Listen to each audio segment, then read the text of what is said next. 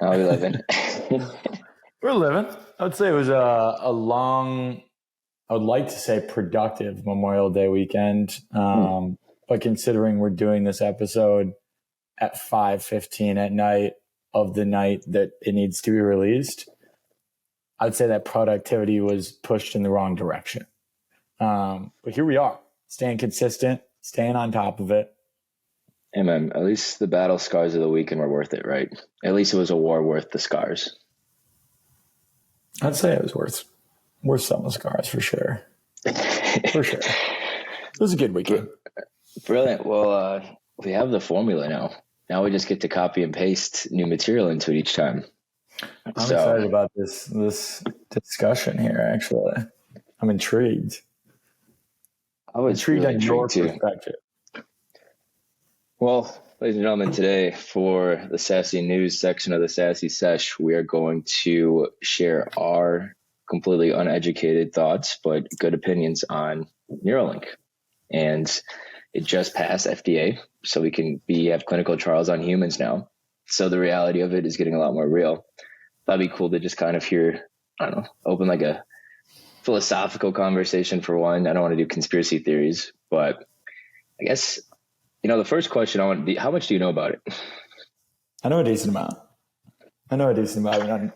About Neuralink because I'm extremely intrigued and scared by it because I think it's the closest thing to what we see like AI movies doing. Like you put a chip in somebody's brain and somebody can control everybody. Like this is literally like, in my mind, every army or every military movie's dream is Neuralink. Well, I was trying to stay away from the conspiracy woke theories. I was being a little bit more pragmatic. I'm in on the conspiracies. I'm selling. So, I guess my first question, dude, would you get it right now?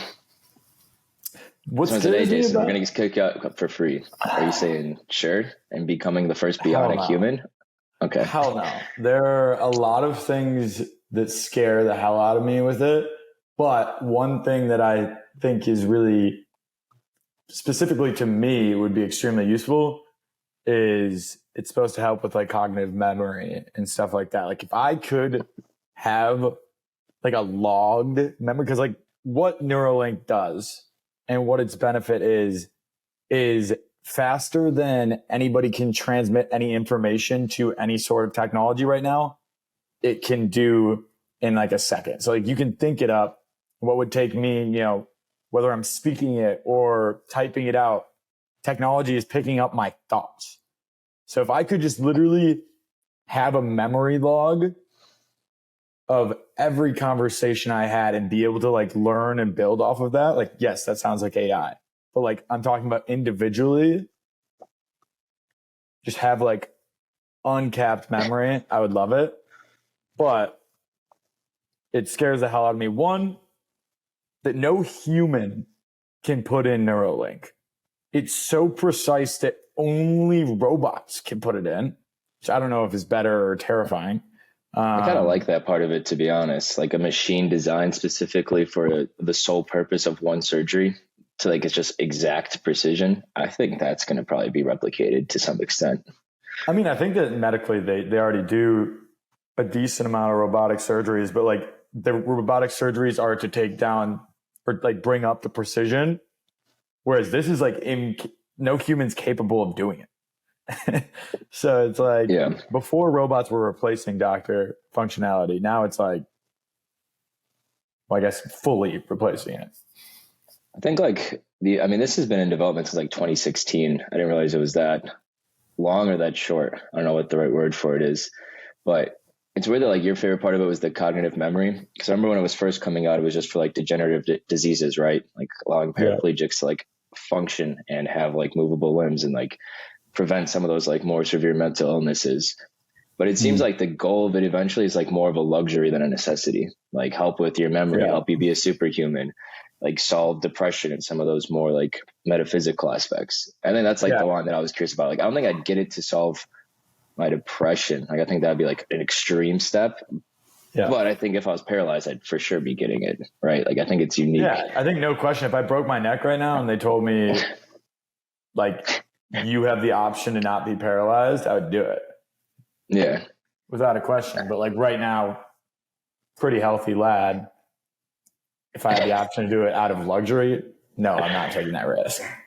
Yeah. I think that's just like a unique pitch, is that like anyone is going to be a target market for it. Like, not just like people who have issues now, but just people who want to accelerate their advancements or be like more weaponized, I guess. Like, it is super fascinating there.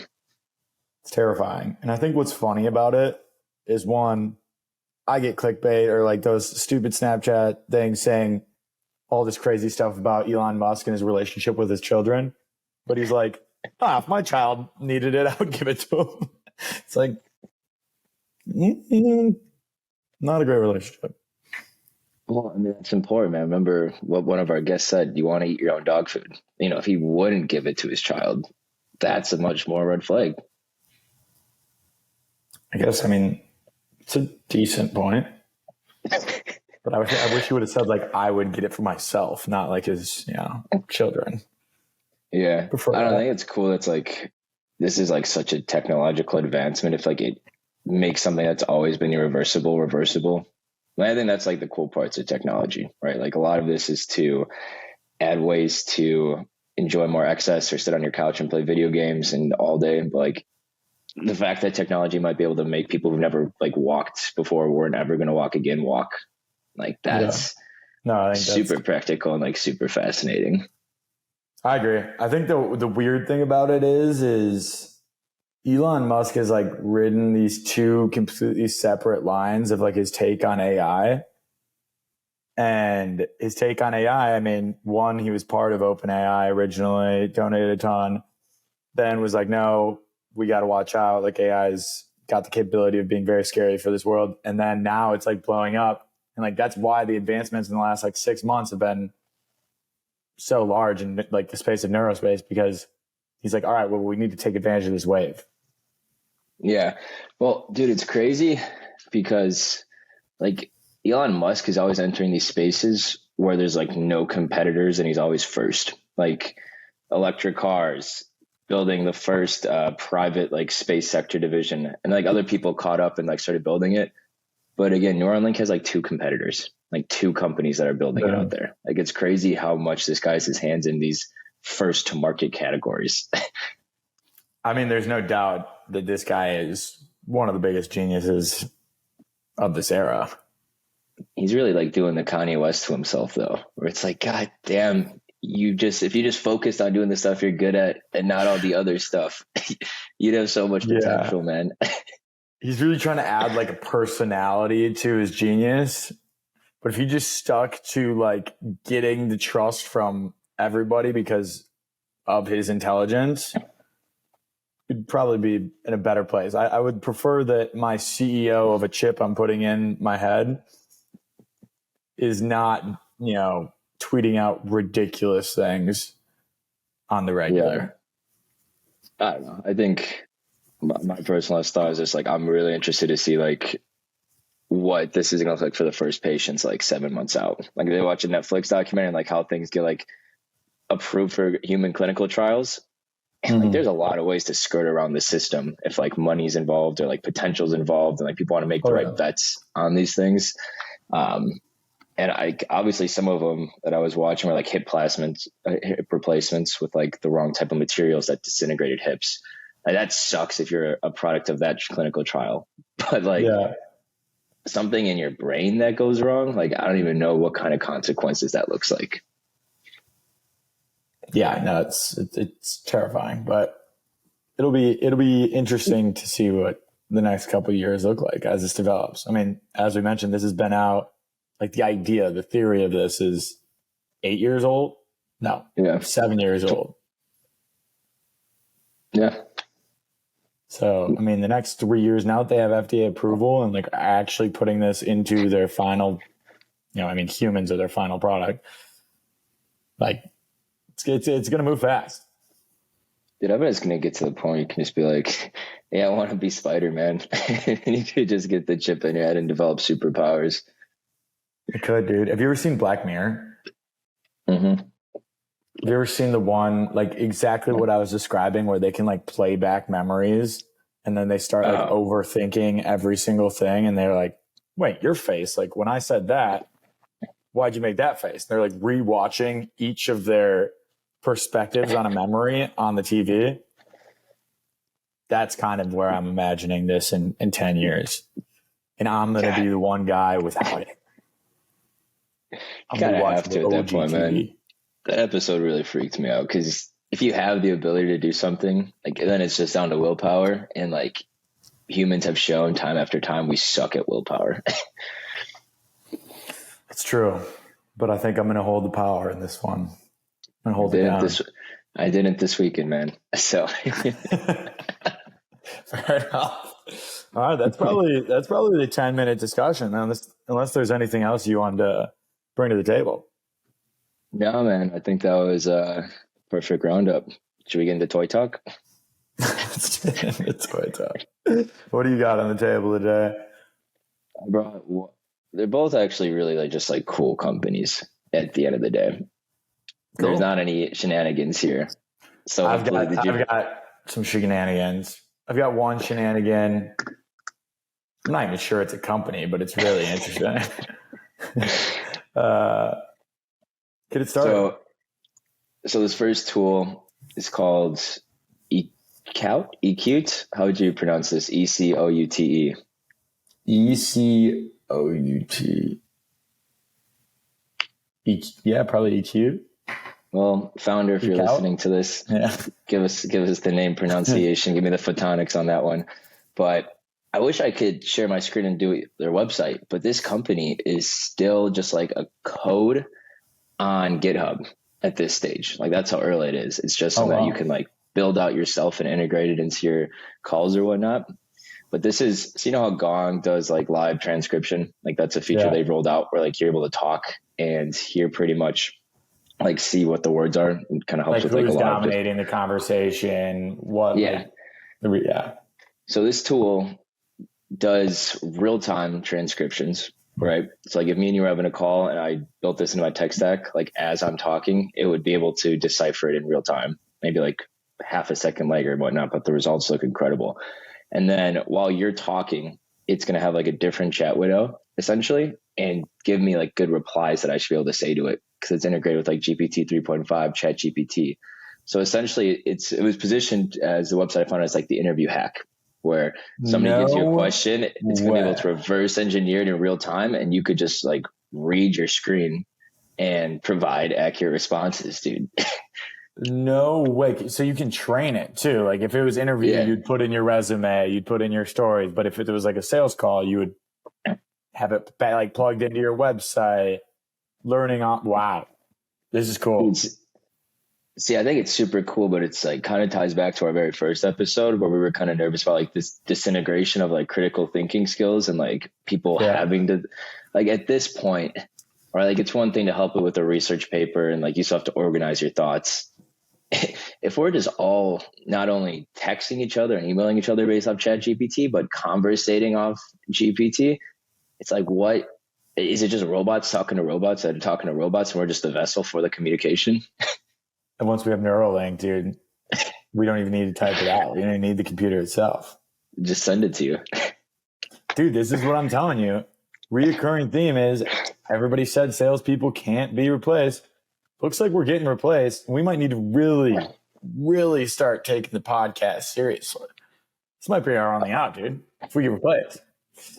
Dude, honestly, I didn't bring that tool, but from Rowan talking, obviously I've seen we'll talk to a bunch of startups. I talked to this company called Role Model AI, which essentially builds out like avatars that can do jobs to be had at your company. So you can like build out somebody to be a sales rep and they can have virtual Zoom calls on behalf of you, do the entire model there. If it had this technology where it was getting real-time feedback from ChatGPT and wasn't like pre-logged, like then we're just at the next level of this whole thing. Yeah, that's nuts. What's this this tool called that has no said website? I'll drop it in this chat so you can kind of pull it up and just explore it. But I think one of the crazy things is the advancement of this. Like me and you saw a bunch of tools in Chat GPT 3 coming out last year. And for the entirety of 2022 to 2023, the only tools that were getting made were writing tools, basically. Yeah. And now within the span of like 2023 January to June, like this technology just took off like exponentially. Well, it's like the only technology we talk to has some sort of AI in it now. It's just like if you don't have it integrated into whatever tool you were building out, whether it had AI capabilities prior, like you're behind the ball. Yeah. So that's my first tool, real-time live transcription that provides both users inputs and outputs. That's insane. My tool is very similar in the fact that it doesn't have a website, but I thought it was a nutty concept. It's literally like a Reddit post. No, it's a OpenAI pre-made, pre-trained channel. And it's called Small Talk Simulator. So for people who are like nervous in like social scenarios or might be more introverted, it'll like train you how to like, be normal in these scenarios. And it's got like, it'll start you off with like 12 questions and like how to reply to them, like how to work off of each reply. It's very weird. I used it. Is it a conversation or are you just like typing answers? No, it's typed out. I'm sure you could turn it. I'm sure you could use a different AI to make it vocal. Actually, that's kind of interesting. But yeah, right now it's just typed out, thankfully. Otherwise, dude, imagine like you're listening. Imagine you go to college. You have a random roommate and all of a sudden he's just having weird conversations with his phone and you look and there's nobody he's on a call with. Like, I'd be terrified. He's just like practicing. Oh, dude, I mean, that sounds nuts. I think, have you ever had a conversation with someone who's just like so punctually and like precise with their words where it's like, if you graded it by an algorithm, they'd be like, that was the best sentence ever. But when you hear it, just sounds super robotic. Like I like awkward pauses and quirkiness and like a little bit of a stutter here and there. Like I think kind of being just vulnerably shitty at small talk is like so important to just having good small talk. It's also like, I feel like for people who are using this, I would assume that it's kind of giving those robotic responses and like, yeah, you might look normal out there, but like when I'm having a conversation, I'm not trying to look normal. Yeah. I'm not trying to like fit in. I'm trying to have a little flavor. Yeah. Because those small talk conversations are literally like the normal robotic ones where it's like the same thing. It's like you're at a grad party. It's like, oh, where are you going next year? Like, and you're like, oh, the moon. Yeah. Yeah. Go to the moon. But that's mine. Now we have to actually bring up. These two could probably just talk to each other, dude. Mine could that's just. True. But I promise you, my other two have websites. Mine has a website too. And this is a company that like I would put all my chips into. Like I got the demo of the tool myself. I'll pay money for it when it comes out. It's like in a very select, it's kind of like Clubhouse right now. Like you have to get invited to join it. Is this role models? No, this is, let me quietly share my screen. So this is Augment AI or whatnot. And it's essentially like your personal auto GPT, Chat GPT. It's the most holistic and complete AI assistant I've ever seen. And like all these big companies are like doubling down on it being like the single best company you can. I mean, it's an AI assistant, but it connects. I mean, like you can think of it as SOC 2 because it basically has access to every single aspect of your work. It's able to have like, obviously it's a photographic memory or whatnot. So you can basically do your entire job function almost out of like a GPT type of prompt instigator, right? So instead of like it's connected to the interweb, it's connected to all of your emails, all of your conversations, your CRM implications, right? Wow. You could be like, hey, give me the 10 emails that I haven't responded to in the longest time.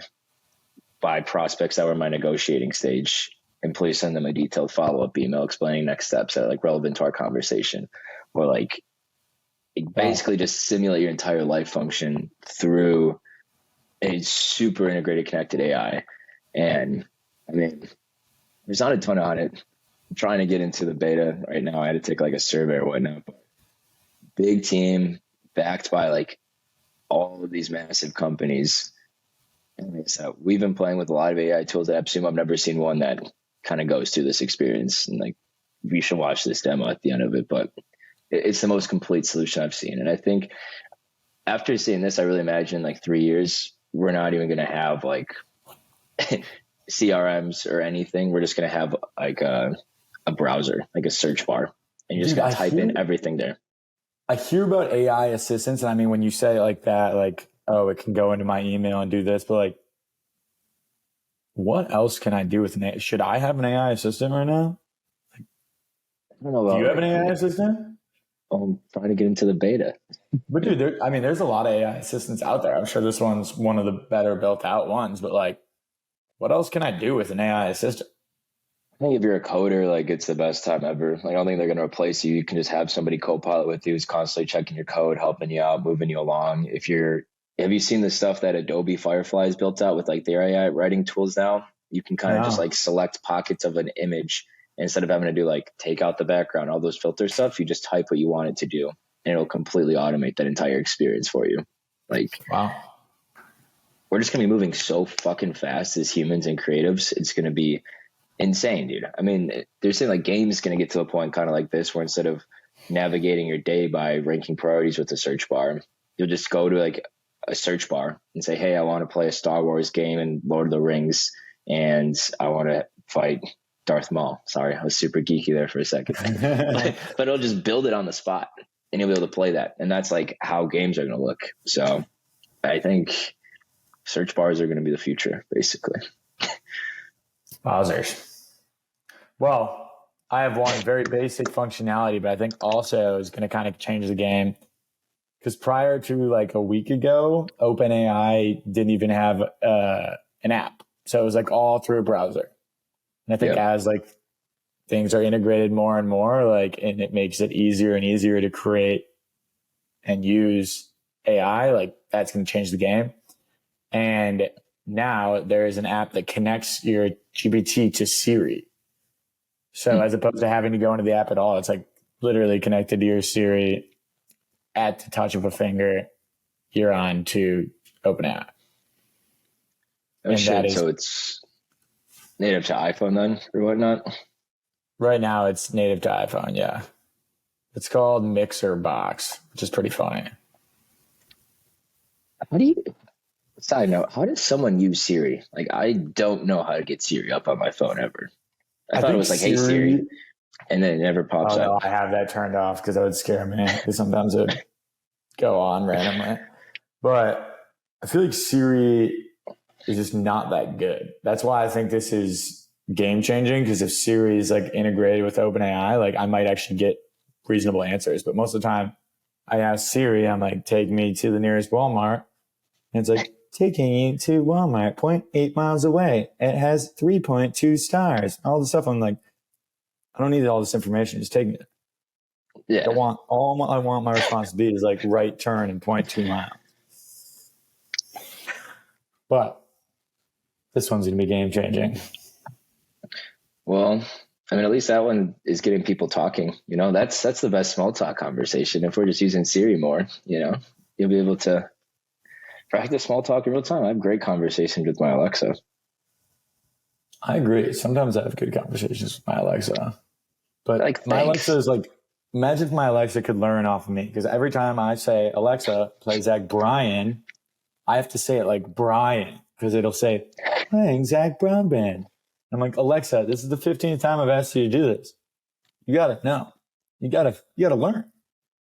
If your Alexa could learn off you, it'd be have a sassy mouth to it. It'd be like, sorry, wanker, playing Zach Bryan. That's true. And learn some really funny sayings. Thanks, Alexa. Deuces and mimosas. That would be funny. Nah, I just brought the news story on these two guys. I have a third. I think this one's interesting. It's an AI career builder. So not only like I've seen people use this for creating resumes and whatnot, like super well built out, specific to each individual tool, but this will take your skills, build out a resume, and apply for you and like help you prep for an interview. It's kind of nuts. It's called Job Hunter Mode. Really bad name. Could use a better name, but sweet concept. I don't think it's that built out either. Per usual. You know, I'm catching these things early, man. There's guys. So you just put in like what you've done in your life. Does it like if it integrated with? That'd be crazy if it just integrated with LinkedIn. I just hit a button and then I had like 20 job applications that got sent out.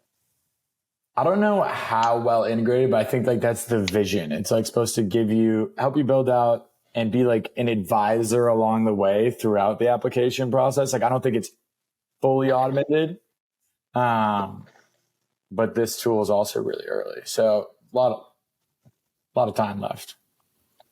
I think the fully automated part is unique. I see a lot of companies doing that. I talked to this blog writing AI tool that just auto publishes 5 articles for you a month without you having to intervene at all. Like you can, but you don't have to. Like, could you imagine just every month there's 5 articles being written under your name that you have no idea what they're going to say? It's kind of cool if they were like well written, but otherwise you could just be like slandered. Just you straight could just be looking like an idiot. theories. Yeah. If it just builds, like it just listens to you for like 5-10 minutes and then just like whatever that conversation was like, just builds based on that. Like I would be terrified. No, that's hilarious stuff. That one just sends out applications and you're just like, wake up. You're like, all right, where are we getting an interview today? Chuck E. Cheese, here I come. And then you use this other tool, Ecout, to never have to prepare for job interviews. True. And you're have just you used that tool? No, I'm not smart enough to, but because right now it's just the code. Yeah, I don't know. Yeah, I'm sure we could have ChatGPT teach us how to integrate that code. I have to install Chocolate, install that as an FFmpeg. Then I have to clone a repository. Then I have to install the required plugins, create a key pass. You know, as soon as it's self-service, like point and click. Paste in ChatGPT. Simplify for me. Do it for me. Please do it. Please do it. Well, that's what I brought to the table. Oh no, we have one more. We do? How did you use AI this week? Did you use AI for anything new this week? Last week I made the documentary. This week, what did I use AI for? I can say I witnessed AI pretty cool this week. What was that? I think role models. Maybe it should be a deeper conversation, but for me, I think my experience with AI this week was I did a sales call with an avatar. The ones that you see in those videos, that's who I had a 30-minute long conversation with, and that was probably the most remarkable experience I've had with this technology so far. Did we figure out whether it was an avatar or whether it was a human behind an avatar, or is it just like a mystery still? I'm still up for debate, which is the crazy part about it, is that that's already something that's like, that wouldn't even be a question I would think I could ask like 3 months ago. No, that's pretty terrifying. That's very terrifying. I closed an AI avatar. He beat the system, beat the computer. I don't know if that signature is going to stand in court, but.